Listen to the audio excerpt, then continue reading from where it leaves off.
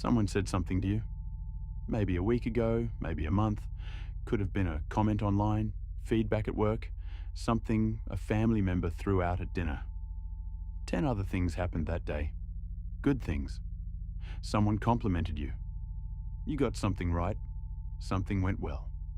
You remember the one bad thing. You can probably still feel it a little. The 10 good things? You had to think hard just now to remember any of them. Your brain did this on purpose.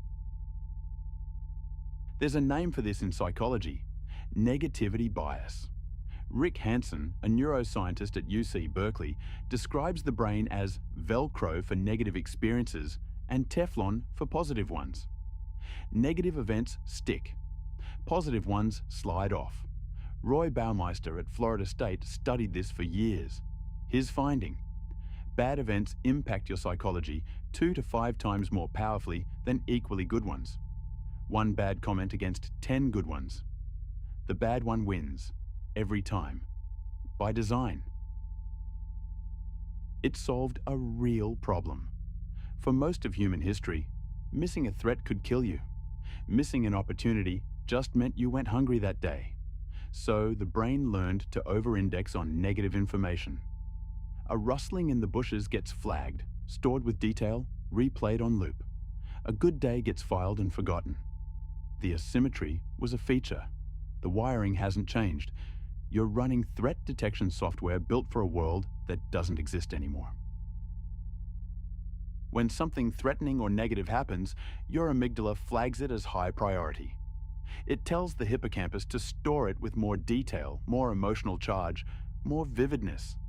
That's why you can remember exactly what someone said to you in 7th grade that humiliated you. The tone of their voice, who was watching, what you were wearing, and you can't remember what you had for lunch on Tuesday. The amygdala decides what gets stored, and it is extremely biased toward the bad. You live in an environment that figured this out. Every news headline, comment section, social media algorithm, and push notification is calibrated to your threat detection system. Outrage, fear, conflict, these travel faster and land harder than good news, always. Your brain can't tell the difference between a real threat and a headline engineered to feel like one. So it treats both the same way. You are spending cognitive energy on threats that were manufactured to look like threats. You've been doing this your whole life and probably haven't named it. The person who doubted you 10 years ago, you can still hear their voice. The one review that said your work wasn't good enough. The mistake you made in front of people. These feel recent because the amygdala didn't archive them the way it archives neutral information. They sit closer to the surface. They replay more.